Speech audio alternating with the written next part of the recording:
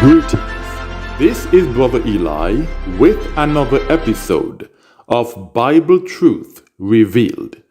Today's teaching is entitled, Is it wrong to shave your beard?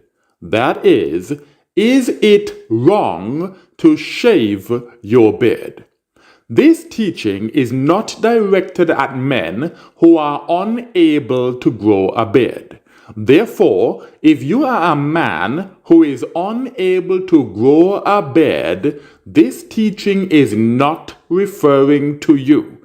This is specifically for Israelite men whom the Most High has blessed with the ability to grow a beard. For those of us who have beards or the ability to grow a beard, the question is it wrong for us to shave our beards? In this teaching, I will seek to answer the following questions. 1. Why did our forefathers have beards? 2. Is it wrong for Israelite men to shave off our beards? 3. Why do so many men shave off their beards? 4. Is it ever okay to shave off your beard? And 5. Is it okay to groom your beard? Question 1. Why did our forefathers have beards? In the Encyclopedia Britannica, under the heading Beard, Facial Hair, Quote 1 says this: Beard, hair grown on a man's chin and cheeks, frequently a badge of full manhood. It has been held in high honor in various periods of history. Our forefathers considered it a privilege to be blessed with a beard. It is a badge of full manhood that they held in high honor. Psalm 132 in the Brenton Septuagint translation is chapter 133 in the KJV. I'll be reading Psalm 132 verses 1 to 2 in the Brenton Septuagint translation. It reads thus: See now what is so good, or what so pleasant as for brethren to dwell together. So what could be so good or pleasant as brethren dwelling together? It is a beautiful thing when brethren or brothers, people of the same group or nation, dwell together. Verse 2. It is as ointment on the head that ran down to the beard, even the beard of Aaron, that ran down to the fringe of his clothing. It says not just ran down to the beard, but even the beard of Aaron. It is highlighting the beard of Aaron because any of our forefathers that read this psalm understood what an honor it is for a man to have a beard. So brethren dwelling together is as pleasant as Aaron having a beard for ointment to run down upon. Leviticus chapter 21, I will read verse 1 and verse 5. Leviticus chapter 21 verses 1 and 5 reads thus: And the Lord spoke to Moses, saying, Speak to the priests, the sons of Aaron, and thou shalt tell them that they shall not defile themselves in their nation for the dead. Verse 5. And ye shall not shave your head for the dead with a baldness on the top, and they shall not shave their beard, neither shall they make gashes on their flesh. So the sons of Aaron were not allowed to shave their beard. They were to wear the badge of full manhood as part of their priestly office. It has always been an honor for Israelite men to wear beards. This was especially true for the sons of Aaron. Now let's examine Leviticus chapter 19, which is not limited to the sons of Aaron. Leviticus chapter 19, I will read verses 1 and 2 and verses 27 to 28. That's Leviticus chapter 19, verses 1 to 2 and verses 27 to 28. It says, "And the Lord spoke to Moses, saying, Speak to the congregation of the children of Israel." So this is not only for the priests. It's not only for the sons of Aaron. It's for the entire congregation of the children of Israel. It continues, "And thou shalt say to them, Ye shall be holy, for I, the Lord your God, am holy." The children of Israel are supposed to be holy, which means separate, different from the nations around us, just like our God is holy. Verse 27, "Ye shall not make a round cutting of the hair of your head, nor disfigure your bed." So Israelite men are not allowed to disfigure our beds. The Merriam-Webster dictionary defines the word disfigure as to spoil the appearance of. So Israelite men are not allowed to spoil the appearance of our beds. In the Ellicott's commentary for English readers, the entry for Leviticus chapter 19 verse 27 says this, and I quote, "The bed was regarded by the Hebrews and other Eastern nations as the greatest ornament of a man." The greatest ornament of a man is his bed. It continues, "and was as dear to them as life itself." That's how important it is for a man to have a bed.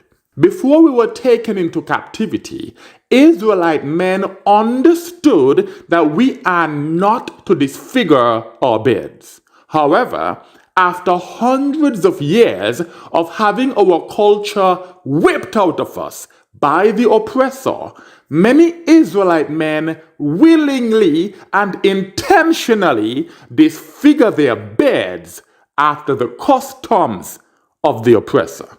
There are some rebellious Israelites who argue that this commandment only pertains to rituals for the dead. They say that as long as it is not done for the dead, we are permitted to disfigure or spoil the appearance of our beds. So let's read the next verse so I can dispel that myth. Leviticus chapter 19 verse 28 says, "And," the word "and" means that a new commandment is being introduced. "And ye shall not make cuttings in your body for a dead body." And here's another commandment being introduced. "Ye shall not inscribe on yourselves any marks. I am the Lord your God." Leviticus chapter 19 is a list of unrelated commandments that were given to the Israelites so that we can be holy, set apart from the nations around us, just like the Most High is holy.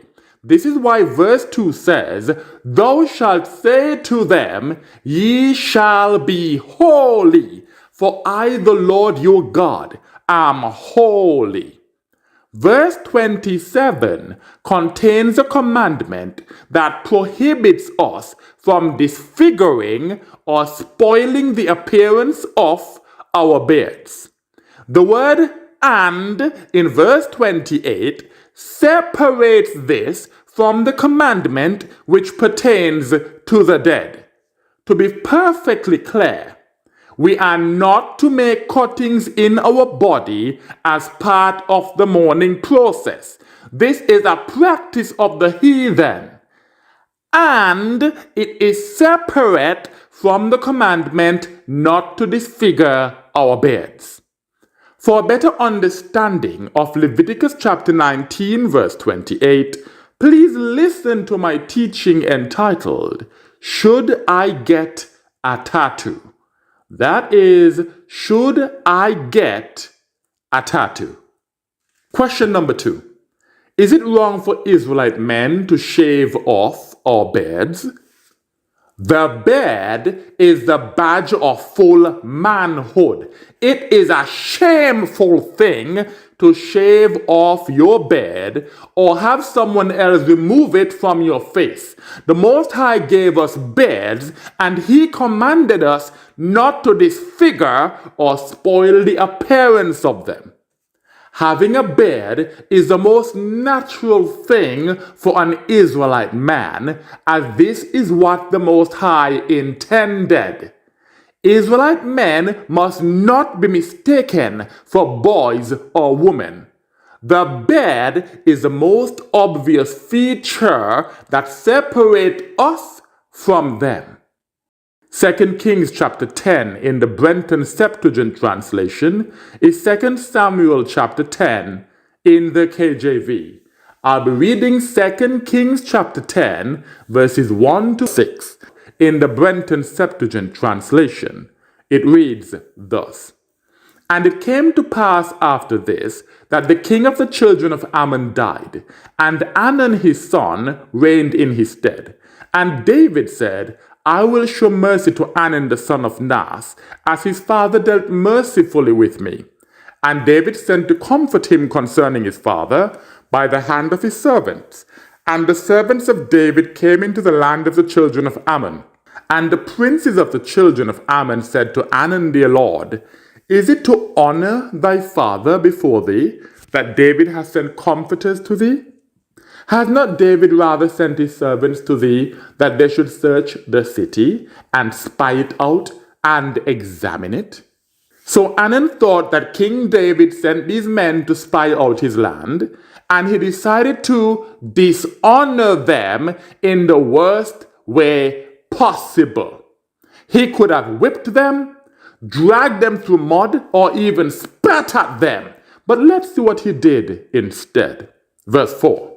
And Anan took the servants of David and shaved their beards. He shaved their beards. He removed their badge of full manhood. He understood that removing a man's beard was just as bad as killing him because of the shame and dishonor that it represented. It continues, and cut off their garments in the midst as far as their haunches. That's more shame and dishonor, and sent them away. Verse 5. And they brought David word concerning the men, and he sent to meet them, for the men were greatly dishonored. And the king said, Remain in Jericho till your beards have grown, and then ye shall return. These Israelite men were dishonored by having their badge of full manhood removed from them. King David understood just how shameful this was, so he commanded his servants not to return to Jerusalem until their beards had regrown. That is, until they had recovered their badge of full manhood. Verse 6. And the children of Ammon saw that the people of David were ashamed. It's a shameful thing to have your beard removed. It's a shameful thing to remove your beard. It's a sign of dishonor. It continues, and the children of Ammon sent and hired the Syrians of Bethlehem, and the Syrians of Suba and Rub, 20,000 footmen, and the king of Amalek with 1,000 men, and Istob with 12,000 men. So the children of Ammon, seeing how ashamed the people of David were, are now preparing for war. Removing a man's beard is cause for war. There's going to be war because they dishonored the people of David by shaving off their beard. This is how seriously our forefathers took it. when someone removed their beard. Nowadays, many Israelite men are willingly removing their own badge of full manhood. This is evidence of how destroyed we are as a people. Many of our men think that shaving off their beard is a good thing. In fact, it is quite the opposite. The beard is one of the things that helps us to distinguish men from women. But the oppressor has an agenda to blur the lines between men and women. So men are encouraged to remove their badge of full manhood so they can look feminine. Righteous Israelite men must not fall for this trick of the enemy. Question number 3. Why do so many men shave off their beards? In the Encyclopedia Britannica, under the heading Beard, Facial Hair, quote 2 says this: "The razor was used in Rome in the 6th century BCE. However, shaving did not become general until about the mid-5th century BCE. So there was a time when it was not general, not normal, not popular to shave off your beard." It continues, "Anglo-Saxon men generally wore beards until the coming of Christianity. Until the coming of Christianity. Christianity destroys everything that it touches." It continues, "In the 7th century, when the clergy were required by law to shave. Christianity rejects and refuses the laws of the Most High God, and they create their own laws which are contrary to the laws of the Most High. So in Christianity, the clergy were required by law to shave. Nowadays, Christianity is the reason that many Israelite men willingly remove their badge of full manhood.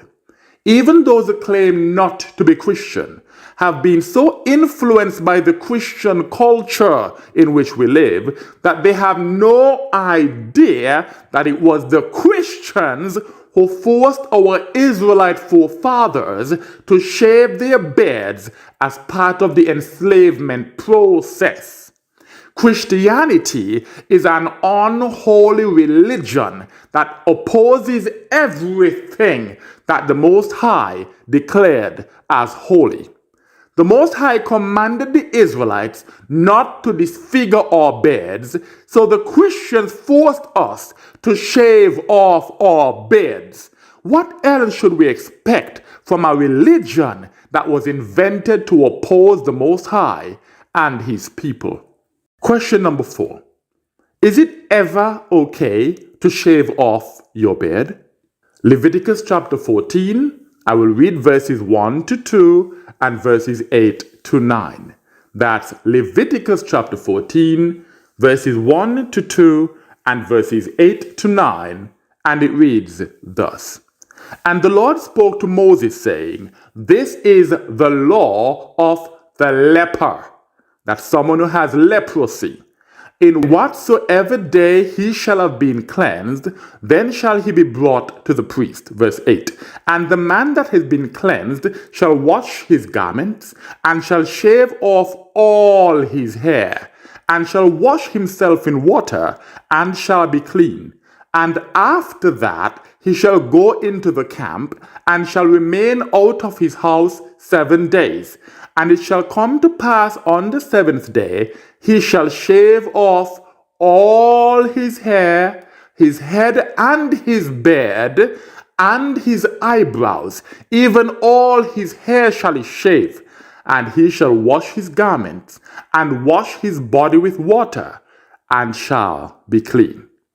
leprous Israelite men are expected to shave off their beard as part of the cleansing process. So, in our homeland, if an Israelite man was walking around without his badge of full manhood, it could reasonably be assumed that he had just been cleansed from leprosy. Apart from that, there is no good reason to shave off your beard. A shaved beard is always a shameful and dishonorable thing. Whether an Israelite man has his beard shaved by his enemies in order to humiliate him, or he shaves it off himself because he has lost his cultural identity and adopted that of the heathen, it is always a shame and dishonor. The prophet Ezekiel was commanded to cut off his beard with a sharp sword as a sign of the destruction that was coming upon the Israelites. Ezekiel chapter 5, I will read verses 1 and 2. That's Ezekiel chapter 5, verses 1 and 2. It says, "And thou, son of man, take thee a sword sharper than a barber's razor. Thou shalt procure it for thyself, and shalt bring it upon thine head and upon thy beard. And thou shalt take a pair of scales, and shalt separate the hair." So Ezekiel was told to cut the hair from his head and from his beard, then separate that on a pair of scales. Verse 2. "A fourth part thou shalt burn in the fire in the midst of the city, at the fulfillment of the days of the siege." At the fulfillment of the days of the siege tells us that there was going to be a siege. Enemies were coming to destroy the Israelites. And when those days were fulfilled, Ezekiel would take a fourth part of the hair that he had removed and burn it in fire in the midst of the city. It continues, "And thou shalt take a fourth part, and burn it up in the midst of it, and the fourth part thou shalt cut with a sword round about, and the fourth part thou shalt scatter to the wind, and I will draw out a sword after them." The Most High was going to send his sword after the Israelites in the same way that was depicted by Ezekiel putting a sword to the hair on his head and his beard. The removal of Ezekiel's beard represented coming destruction. Some wicked Israelite men use this passage to justify shaving off their beards. They do not acknowledge that Ezekiel was commanded to do so as a sign that destruction was coming. This was not a good thing. Whether they know it or not, shaving off their beards is a sign that they have been destroyed. They have been stripped of their cultural identity and are no longer holy or set apart from the heathen. Question number 5. Is it okay to groom your beard? 2 Kings chapter 19 in the Brenton Septuagint translation is 2 Samuel chapter 19 in the KJV. I'll be reading 2 Kings chapter 19, verse 25 in the Brenton Septuagint translation. It says, "And Mephibosheth, the son of Saul's son, went down to meet the king, and had not dressed his feet, nor pared his nails, nor shaved himself. Neither had he washed his garments from the day that the king departed, until the day when he arrived in peace." This man had been mourning the departure of King David, and as a result, he did not wash his feet, cut his nails, groom his beard, or wash his clothes until the king returned in peace. The context reveals that this man was not well presented. He looked like a bum. Now that King David had returned in peace, he would wash his feet, cut his nails, groom his beard, and wash his clothes. He would no longer look like a bum. There's no need for Israelites to walk around looking like bums. Although we are not to shave off or disfigure our beards, we are allowed to groom them. We can trim loose hairs and keep our beards well shaped and attractive. This is shaving our beards without shaving off our beards. So it is okay for us to shave our beards as long as we do not disfigure them or shave them off completely. In conclusion, we have learned that before being taken into slavery, Israelite men considered it a privilege to grow their beards. It is a badge of full manhood that was held in high honor by our forefathers and was regarded as the greatest ornament of a man. Israelite men are forbidden to disfigure our beards, and the only time we are allowed to shave it off is if we are recovering from leprosy. Nevertheless, we are within our right to groom our beards to keep them looking presentable.